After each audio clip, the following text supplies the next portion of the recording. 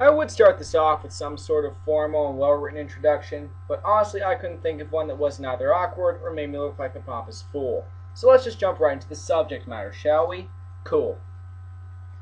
Now I am a teenage American male with little to no social life. What does that mean? I play video games, and I love them. And I like to follow what goes on in the video game industry, even if the news doesn't apply to me. Again, little to no social life.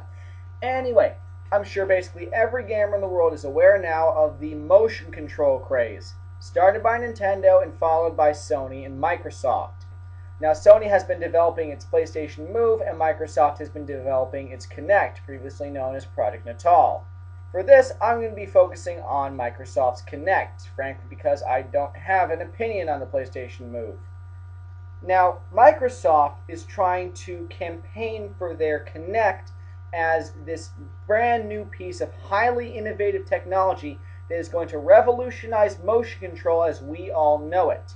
And they are so confident in their advertising, they have stamped it with a $150 price tag.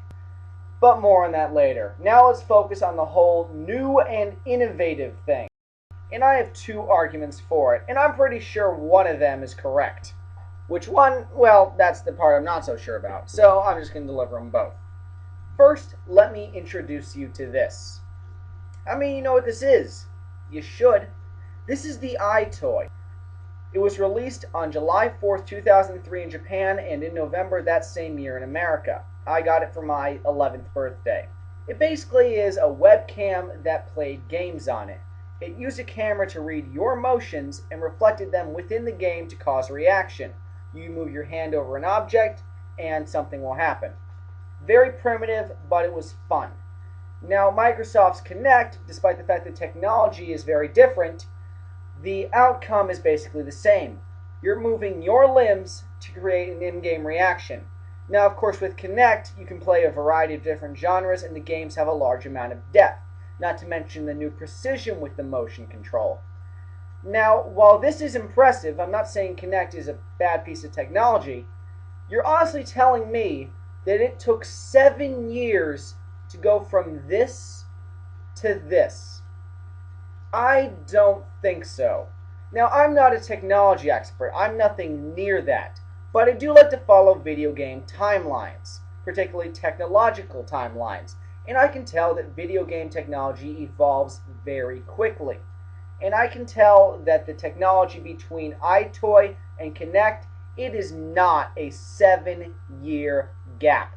This is something that should have been released 2006 at the latest. This leads me to a second point which I'm going to introduce a little bit later. But first, let's focus on the second argument. Now, a lot of people believe that motion control is something new and exclusive to video games.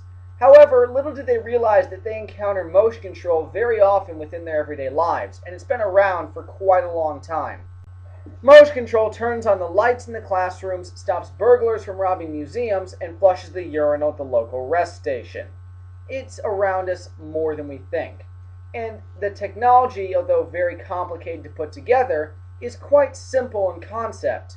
A camera reads a massive heat, i.e. your body. Now for Kinect, Microsoft has just taken this concept and made the motion controls much more precise. The camera now divides the body into several parts and reads each part differently with different reactions meaning different results. Not to mention that the amount of actions is now many in one rather than just one whole, meaning when you're driving a car in Kinect, it reads every single small motion as you're driving a steering wheel. However, when you're standing in the bathroom, you step back 2 feet, the urinal flushes. Simple as that. What Microsoft is trying to deliver is Kinect is much more advanced technology than Nintendo's little white magic wand. This, I believe, is entirely untrue. In fact, it's the exact opposite. I consider the fact that Nintendo was able to take the whole heat-seeking, motion-detecting camera and install inside a small, compact controller and allow exterior force to control it much more advanced than a camera that reads an exterior force as a whole. What I'm trying to say is confining motion control to a small device and then giving that device a dependence on a body is much, much more advanced than just having the camera in the body. You're adding an extra step with the remote. Whether the Wemo is actually more precise than the Kinect, I don't know. But I can tell you this, it's definitely not more advanced. And that leads me to my final point, the $150 price tag. According to an article that I found, when the iToy first came out, it cost 60 British pounds. That's the equivalent of 90 US dollars. Now, of course, that article was written in 2006, so who knows what the currency status between the pound and the US dollar was back then. But just for the sake of simplicity, let's say it's $90 to $100. Now, Microsoft is charging $150 for Kinect. Does anybody see a problem here? Tying into my previous point that Kinect is not 7 years more advanced than iToy, it should not be a 75% price increase. Now, let's just say you don't already own an Xbox and you want to get Kinect because you didn't have another source of motion control to go to. You spend the $200 on the Xbox 360. You want to get a couple games with it, an online subscription, and oh what the hell, a couple controllers. And you're already up to over $350. That's a lot of money. Now let's say you want to get Kinect. You're now up to $500.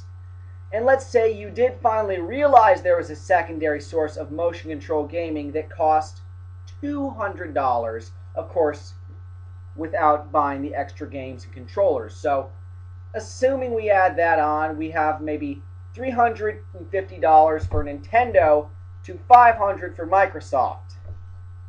Microsoft, this is a glaring problem. I have no experience in the business world, the marketing world, or the technology world, yet I can still see the glaring problems in this situation. Look, Microsoft, you're digging yourself a hole for failure. You have an exaggerated product with an exaggerated line of advertisements that is connected with a terrible price tag and is a piece of technology that is outdated and that most people who want it have already gotten it from another source. In my opinion, Microsoft, you screwed yourself.